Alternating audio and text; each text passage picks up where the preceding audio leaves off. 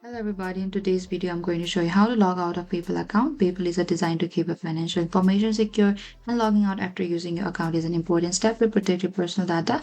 Logging out ensures that no one else can access your account, especially if you're using a shared or public computer.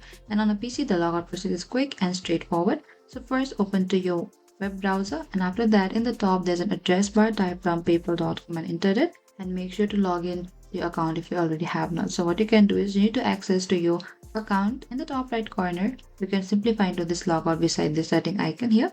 And simply over here, you need to click onto this logout, and this will immediately sign you out from your PayPal account. And after logging out, you will be redirected to the PayPal homepage, and make sure you no longer see your account dashboard. And this confirms that your session has been ended securely.